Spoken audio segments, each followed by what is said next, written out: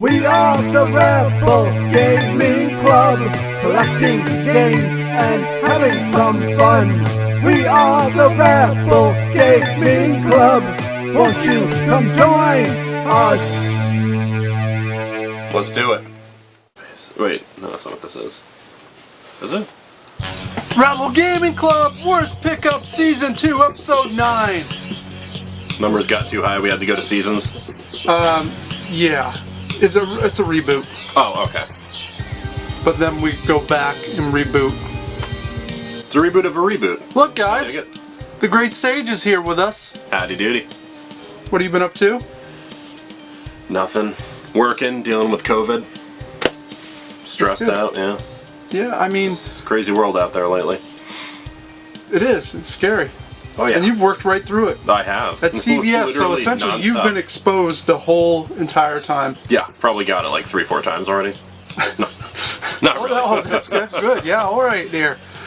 Well, I'm glad you're here with us. I'm overwhelmed at this point. I don't know how. Well, I know how I've gotten so many things, but it's been nuts.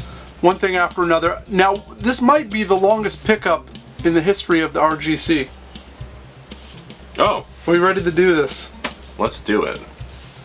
Well, we're going to fire it up right away with these pickups. I got out thrifting.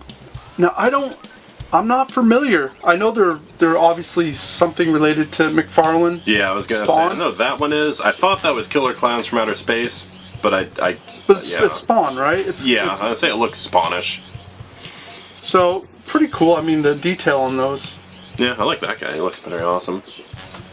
So that was a good way to start it. And then we'll keep the theme with the toys, because, you know, I don't find a lot of toys out thrifting, but I actually did find a bag for $3, and it melted my heart. Because what do I see right off the bat? What is this, Nick? It's Voltron. This is a Voltron, a vintage Voltron. I was going to say, that looks old school as hell. Yeah. And it's missing some pieces. I broke a little piece off, but it's alright. I'll just glue it back together. Oh, man. Voltron as a kid for me was one of those shows every morning I would watch before school. It would be on at like 7 in the morning, so I'd be able to catch an episode before I'd have to walk to school. Yeah, I'll be honest, never really watched it. Yeah, the age doesn't, you know, it doesn't line up. Yeah, no, I was more Power Rangers in my day. Yeah, so this was the original Power Rangers, essentially. Oh, yeah. The whole... And I haven't gone back to rewatch, but I probably should at some point. It is, like I said, missing some pieces, but pretty cool. And then we found a Transformer. Old school Transformer. Yeah, this is I hit up my buddy Sprooch, and he said this was an Insecticon. To be honest, I was never a huge Transformer guy, so I don't know. It's missing his ears there, but still pretty neat. We found another vintage one. I like Transformers. I don't love Transformers. I was more of a Thundercats. Was pretty much my go-to. But I was still more of a Power Ranger. Teenage Mutant Ninja Turtles and Power Rangers were like my big thing back in the day.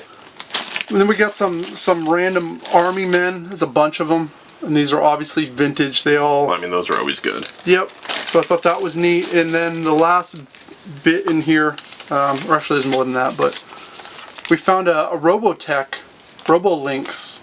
Robotech was pretty cool. I missed this whole thing. I don't know. And this is from '85, so how I missed it, I don't know. Yeah, I mean, to be honest, the only thing I know of Robotech is the anime, and the original Xbox game was pretty awesome. Other than that, I don't know. And, well, it looks like it's a drill tank, and we have a lot of the pieces, but I don't think the drill's in there, so that kind of hurts. Yeah, I was going to say, what's the point of having a drill tank if you ain't got the drill? I mean, I'll probably end up just trying to bundle it up and trade it or sell it off to someone that needs find someone who's a huge Robotech fan. Maybe they have the pieces they need or whatever. We found a bunch of these knockoff Muscle Men. Take a look at those. I'm not sure what... These look... Oh, hold on. They have a name on the bottom, but I couldn't read it. It's like D-I-E-N-E-R, Diner Incorporated. Yep, so it looks like, I don't know, some sort of like swamp thing. I would say they look more like, I don't know if they're muscle, but they look more like horror, like old... Yeah, B horror Yeah, film. B horror movie monsters. And we did find some muscle men as well, which was pretty neat. Because I've never... Richard Bryan Kahn has found them a few times and hooked me up, but... Okay, I was never part of the Muscle Man craze. What's the point of it? Well, there was a ton of them, and they would come in like this barrel. So you collect them. You wanted to collect them all, and it was just fun. It was okay. like, and they were cheap. So you could, go to the store. If you had $2, you could get a little pack of them, or you could get a giant blister pack of them. Because I see them all over, and like they have like those retro. They want to look retro toys in stores now, and I see some muscle stuff, and I'm like, well, they have actually tried to like reboot it with different like cross promotion and stuff like that. Yeah. I do believe so. Pretty neat, and like you said, the whole bag is it's like came out of 1985. that's pretty awesome. Yeah. So for $3, Yeah, get a little piece of history there. I mean, when I saw the Voltron, I just lit up. That was probably my favorite part. You're like, I don't even care what else is in there. We got Voltron. And I have a Voltron from '98. It was a reissue that I stole from KB Toys. But now I have the original one. I was too poor to actually own. If you had like the full-size Voltron when you were a kid, it was like $100. Yeah, I wanted the full size. I can't even think of the name of the Power Rangers robot. I was about to say Megatron, but I was like, that's clearly not it. From the original Power Rangers, when did it pull apart? Yeah, all of them. Like, yeah, you had all their vehicles, and you could transform them and stick them together to make like the big version with the sword. I bet that goes for a pretty penny now. Oh yeah, no problem. Because I remember when I was little, I was like, I want it, and like I just remember the memory of my mom always looking at it and go, that's too expensive, and just walking off. Of course, I didn't know what it was. I never looked at price, so probably around the same. I never got it. Well, maybe one day you can actually get it. One day. One day. Yeah, so that was a good start right there. Man.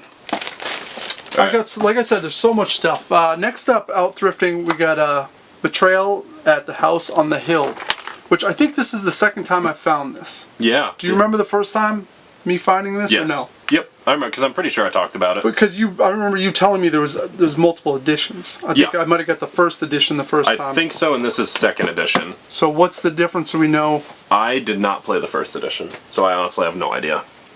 Traditionally, what would the first and second edition mean? Rewording of cards if something is unclear, because sometimes a card might say like, like it might say, look at the top 4 cards of, the pile. Put them in any order on the bottom, then shuffle the deck. Well, why would you put them on the bottom in any order and then shuffle? Maybe they just say shuffle. Oh, so it's stuff like that where they reword typo, it to... any sort of typo. Any typos, rewordings of things that don't make sense, or they're, after the thought, they're like, that's really bad. Like, oops. So it's like a book. Stuff like that, yeah. So if they re-edit a book and they say second edition... Yeah, sometimes there's more or less there's rules changes for stuff, maybe first edition people were like, well, I didn't like that you had to do this, and they're like, well, now you don't have to. But people swear by this game, they enjoy it. It's so good. It's like a 30-minute game time, takes like 10 seconds to set up. Oh, that's awesome then. Yeah, I mean, sometimes it goes a little longer if you have people that are confused. Next up, we found this Game of Thrones, the card game. That's also first edition. Oh, you've played this one? A little bit of this one, but I got really into second edition. Okay. And the cool part about this... Oh wow, did they not even punch anything? Oh, they didn't open any of it. Yep, so it's still brand new. There you go. I thought that was pretty neat. So, what is it? A basic strategy card game? Yeah, kind of like Magic the Gathering, except you choose a house, I choose a house. You can play up to multiple people. Like I know sometimes when Game of Thrones was actually playing, my family on Sunday nights would play a round of like 4-player Game of Thrones, and we'd all be the different houses that we want to win and stuff. And then regardless of if the game was over or not, the second we heard, the da-da-da-da, we'd be like, we're done, and just like run over to the couch. But it's good. First edition is not worth anything since it's not playable anymore right now. Because, all board games get value over time. Because second edition came out and it completely changed the rules, completely changed like everything. And they stopped printing everything first edition, and now all they do is second edition. Wait, you can't play this? You can play this, but like... They don't make anything for it anymore. So like you can play a standalone. Yeah, like this and the 10,000 expansions that came out for it, you could play together. But don't ever expect anything new. Don't expect most people to even have it anymore. So but it is. You get X amount of time. You probably play at least 20 hours of gameplay. Oh, probably more if you really like it. Yeah. I mean, just off the core set alone from when I had the second edition, I played like 30, 40 hours easy. So worth $1.75? Oh, yeah. Alright, so we did well. Next up, we got Mutant Chronicles. And Baseline Ben gave me this game. Oh, I was going to say, to be honest, never even heard of it. Yeah, I'm sure he got this at GameStop. It was probably clearance. And he said something about it's cool, but the problem is, I guess, all the expansions and the extra shit, it just kills you, so you can't. Yeah, see, that's the problem with a lot of board games that they do now. They try to do a lot of expansions, or they try to be like a Pokemon style or collectible card game where you have to buy a bunch of expansions for everything. So a lot of the times when you see something that says starter set on it, they're like, we're giving you the bare bone minimum for a real cheap price. Yeah, for a real cheap price, but to get better, it's just going to get more expensive. Alright, well, so I don't, who knows, I'll probably have to look into it, but it looked pretty Yeah, I mean, it's Fantasy Flight Games, and they usually make cool stuff. All right. They're one of the big, people out there who do a lot of things. Speaking of strategy games, we found this one from 1988, Wing Leader, World War II Air Combat. I did look at that yesterday. When you When you told me about that, I was like, oh. And it looks, I mean, it's very simple. It's, piece of paper. All the planes are just cardboard cutouts you'll lay down and like move around and stuff like that. And there's massive books. So you get a book, Yeah. I get a book. So yeah. every scenario you got to read through, and it's crazy. Oh, yeah. It's like a computer game in a board game. And see, that's what I love about these old board games is they tried to do that where they were like, well, what could you do in a computer game? Let's simulate that on tabletop instead of just saying, how do we make a fun tabletop game? So they're like back in the mid 80s, early 90s, the board games are so unique compared to what you have nowadays because they didn't care about having cool miniatures or awesome looking models. They were just like, here's a yellow piece of paper, here's an orange piece of paper, here's a rule book the size of the Webster Dictionary, have fun, kids. And you're just like, all right. But then you have like 700 hours of play. Yeah, but if you mastered it, I'm sure they'll, endless replay. Oh, yeah. It's like that other one I did a review on, that Wizard game you got a while ago. Yeah. People still have tournaments of it to this day because they're like, it is so in-depth and strategic that it's still playable. Got some video games. My boss man at work, he brought me in this Halo. There's nothing to say about it. It's in nice condition. Halo. It's cool. Maybe I'll find an extra Xbox, and then it's easy to bundle it together to try to sell it off. Found a copy of Scalar on the GameCube. Is that like a rip-off Spyro? I mean, it kind of plays like that a little bit, but it's not one I see a ton. I've never even heard of it, to be honest with you. So, happy to find that. Final Fantasy Crystal Chronicles, and what's wrong with this? Out thrifting, I open it up. But we know that the cases hold some value. Yeah. If you got that disc, you need that case. I was going to say, you could either find someone that wants the case real bad or find someone who has a game that doesn't really care. Yep. And you have a whole thing. We found Nosy Parker. This is a local movie. Oh, okay. I was We just did with Septum Sin, Inside Movie Galore. That's another channel that's pretty cool. And some of our friends are over there, and we did the trilogy, and we talked about each movie. This was in Tunbridge. Back in the late 80s, early 90s. They did a trilogy. Yeah, well. Yeah, sorry. We got living here. The Devil and Daniel Johnston. This is a documentary about Daniel Johnston. Yeah, I don't know who that is. Wonderful singer-songwriter, musician, artist. Look him up. You'll enjoy. 2 thumbs up. We found a copy of The Hobbit. Yeah, Right. Yeah. Nothing to say, but... And then Nino Cooney. I had fun with that one.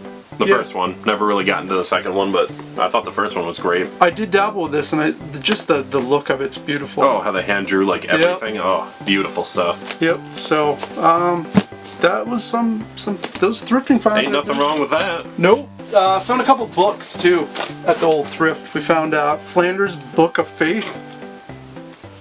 All right. That's awesome. Thought that was neat. And we got this 500 vegan dishes. There you go. More dinner. Vegan power. I was gonna throw up some form of gang sign for Meat Eater, but I was like, I don't know, man. That's someone's gonna take it the wrong way. Found some music. We got this Hitsville, USA, the Motown singles collection. Sounds really. I feel like my grandma probably had that. Your grandma had this. You should have this, Sage. I don't. Oh, okay, well. You don't like Marvin Gaye, Smokey Robinson, Stevie Wonder, Diana Ross? I mean, this is awesome. Well, I don't hate them. Cool box set. I think I paid $5. Well worth it. Oh yeah. Got some more music. We found some 7-inch records. We got this Juicy Newton, Angel of the Morning. You don't know that song? You No, probably I do just- know that song, but Probably. I was gonna say I just heard Juicy Newton, thought of a fat fig Newton. Madonna, Crazy for You. No idea who that is. No idea. And probably the coolest 7-inch was this Blondie, The Tide is High. I've never heard of the song, but I do know who she is. She's looking good right there. She's blonde as hell. Found a documentary, and this is for your consideration, so this would have been for some sort of academy or some sort of awards. 5 came back. It's about filmmakers that were documenting World War II? I do believe, yeah. So, there's some neat shit right there. Got an Annie DeFranco CD. I got nothing to say about it. I don't even know who that is. Singer-songwriter, early feminist kind of activist out there promoting. Okay. So, pretty cool. I don't know much about her music, so I can't say much about it. Ordered some stuff offline. Lancelot Link, Secret Chimp. This is a show from the late 60s, early 70s, and No, it has monkeys in it, chimps, and they overdubbed their voice. They played music. They're secret agents. Never even heard of it. Seems like a wicked fun time though. Yeah. So I'm gonna look into that. We got Degrassi Junior High, the complete series. Yeah. I mean, I know of wonderful. Next Generation. I didn't really, you know. For all my Canadian friends, yes, I Ayasha, was gonna say yes. They probably knows that pretty well. Papa Pete. I don't know if you dabbled. You might have been, out of your age range, but maybe not. Maybe not. And obviously Dan up in Canada too.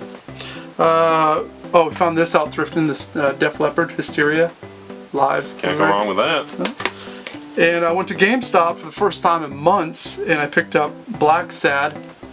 This is the collector's edition that it came with. It was It's a cat. It looked like Batman, and I was like, what? it has some postcards in there. It was $15 after my coupon, so I was very happy with that. That's what I wanted to pay for it because it's not good by any means. Oh no, it didn't look like it. Found this. I found this Captain America Snow globe? snow globe. What is wrong with his face? Yeah, you got a long jaw. No big deal. His eyes are 6 feet apart. I would buy it just for that. Amazon, or no, eBay. Oh wow, the 30 complete series. $36. That's not bad. No, it wasn't bad. Now, is it like the original Scooby-Doo, or is it like It the is newer? the original 1969 or Okay. 1970, 70 or 69 to 71 was the first 2 seasons. It went away, and then they rebundled it with season 3, which was a compilation of episodes from 1978. So the first 3 seasons are kind of broken up, but they're all lotted together here. Okay. Only 41 episodes. I thought there was more than 41 episodes of the I thought there original. was hundreds or something. Because like it's that. always in syndication. Yeah, I was gonna say it's always one of those that's playing, and I'm always just like, oh, okay, like. But half the time I never see the same episode, so I always just thought there was a lot of episodes. Yeah, my mom, I remember watching this when I was like 5 with my mother. Because she obviously grew up with Oh it. yeah, my mom grew up with it, and she was always Watch like, it with you? yeah. I remember we had homemade stuff recorded from the TV, and it was just Scooby-Doo Volume 1, Scooby-Doo, and we'd just watch it. Well, that's Get awesome. like So you're the just static line through it all the time. We'd be like, oh, whatever. It was Yeah. great. Loved it. Me too. I'm loving all this, the pop culture from 1969, 1970, like the bubblegum stuff. Yeah. Which obviously you see my drum set that I did in the Partridge theme. Yeah. I've been watching the Partridge Family. I've been collecting the stuff. I've been collecting the music to go along with it. I'm having a blast learning about it. I got some books. I've been reading those. just consuming it. Yeah. It's I mean, fun. you know, It's fun to learn. stuff like that's always just, it's enriching to just like learn about all this stuff you were never part of and be like, Especially wow. since my mother would have been, part of it. 10 years old or whatever. I just think it's fascinating that, because my mom isn't with us anymore, so I get to kind of learn a little bit what she was going through. And because I know she was definitely exposed to the Partridge Family and stuff like that. Oh yeah, that's how I felt with Stranger Things. I know it's not like an in-depth look, but like just to look at what they're doing and how the world was, or even Stephen King's It for the kid version, you're just like, man, that stuff was awesome back then. Being able to like go outside and just do whatever, and you come back like half beat up from the bullies, and your dad's like, "Yeah, you're fine." Oh no, exactly. And the same thing with the watching the Partridge Family from 1970. You're like, God, just the language and how we perceive things, it was different. It's interesting. I love it. It's just a good look in the retrospective of things.